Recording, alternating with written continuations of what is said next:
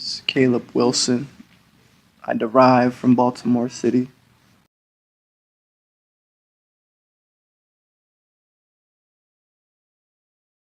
Literacy it's like looked at kind of in a bad light, cause in the city, kind of like slang takes over everything, and a lot of people in the city are like from like down south. Like everyone has that country grandma that says things like a certain way. She doesn't really care if it's not the right way to say it. It's just it's how they do it. As far as literacy goes, I was blessed to have like both my parents in the home, so they like enforced me to talk like proper.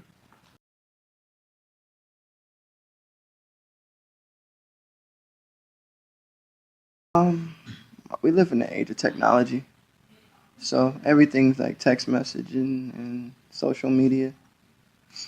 In the home, it's more of like it's got to be more personal, face to face things.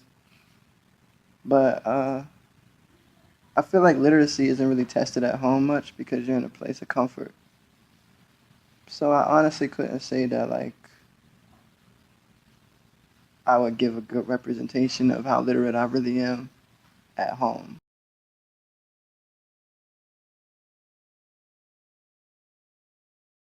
Fair for kids to have like both their parents in the home. So like if you're 7, 8 years old and your parents aren't home when you get out of school, are you really gonna do your homework? Like so, I mean, school is just looked at as something that we have to do. We gotta get up in the morning and get out the house. And like honestly, I did a lot of skipping. So like that just lets you know how I looked at school. I think it's a very important thing in society, but in the city, it's like we kind of feel like school isn't that important because we didn't really have the best stuff to, like as far as books and things like that, we felt like it was second rate. And prime example, I transferred from a public county school at a young age to go to a city school, and I was light years ahead of those kids. So I mean, I think that depending on the resources supplied and available, really like um, bestows like some type of importance into that.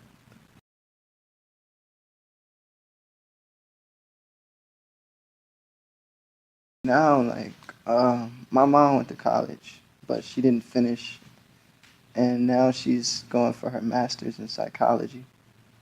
So just having that type of reinforcement in your house kind of makes it seem like it's almost ludicrous not to pursue college or things of that nature. She's really big on like finishing school and just having papers to fall back on because we all have like dreams and aspirations, but if it doesn't work out, you gotta live in the real world.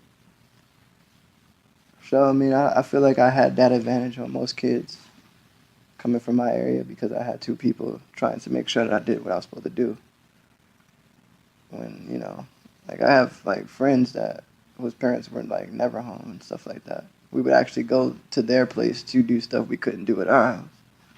So just to see it's very important to have structure in your home where you're just gonna have to kind of like teach yourself. And as we see now, kids trying to teach other kids isn't a really good formula. So having both parents in my house definitely gave me an advantage in school and everything else. Um, what you just talked about is actually a concept amongst literary scholars called literary sponsorship, where the factors that teach people how to communicate with each other based on wherever they're from. Hmm. So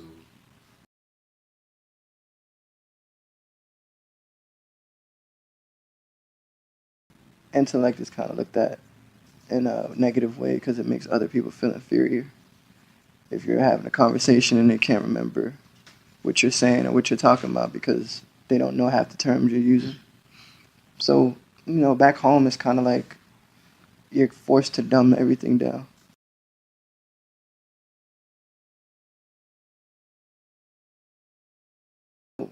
10-year-old kids that could tell you what a dime bag is before they can tell you like what a Harry Potter book is, or it's just different values are taught in different places. It's sad, but it's like if you don't start early, it's not like you're just gonna wake up one morning and be like, "Yo, I want to be a scholar." When My name is Namdi Yellowford and I come from Nigeria. Oh, people think that literacy is being able to read. No, because if you just knew how to read, okay, do you know what you're reading? Do you know what words mean? Like literacy. Next question.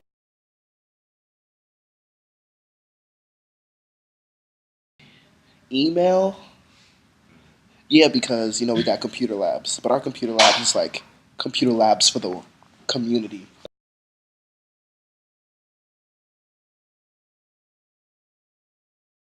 Nigeria, you need like you need your education if you want to be taken seriously to succeed.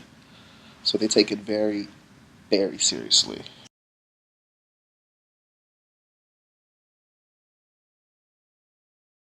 To communication. Because you can look at me in my eye right now, and know that my demeanor is I'm a very intellectual person.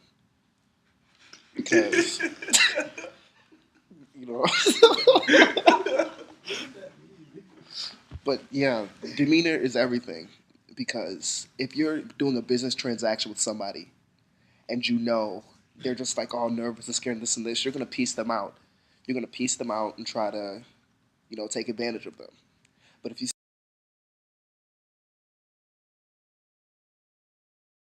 That's actually a good question. We need to start with the parents because the parents. A child will wake up. He'll have a. See, everybody's always talking about, oh, they want this, they're bored. People get on Twitter. Americans get on Twitter and they say they're bored. You are on a computer tweeting and you're bored. In 1990, we wouldn't even. There were no computers, no nothing. I mean, there were computers, but the social technology wasn't like that. Americans get bored easily, very, very easily. If you gave Twitter to 1990 college kids, are you kidding me? That's all they'll need. They'll never be bored.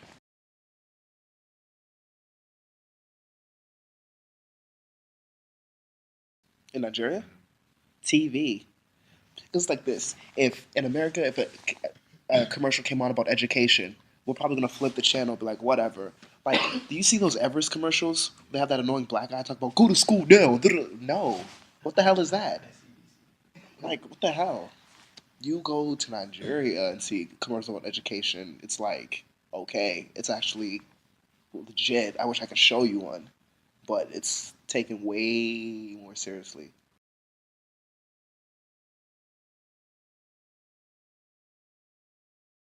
Also, come from a family of Guyanese heritage. Uh, I'm a student here at UMBC.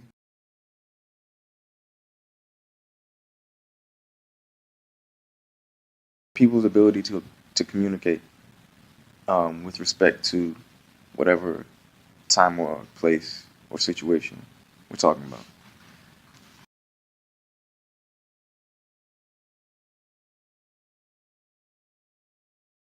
Speaking, man, people speak.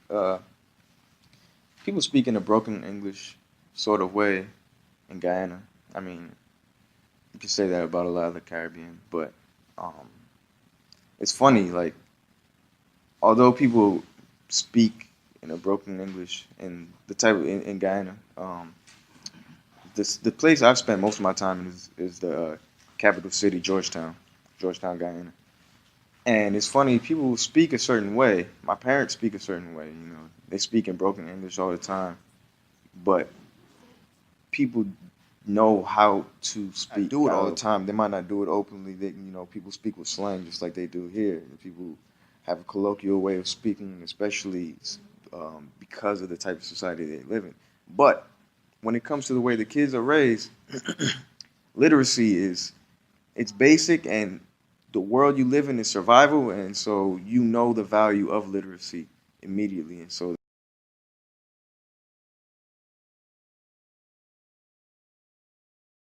parents, you just right off the bat, like you come from a Guyanese household, your parents you don't even speak to your parents.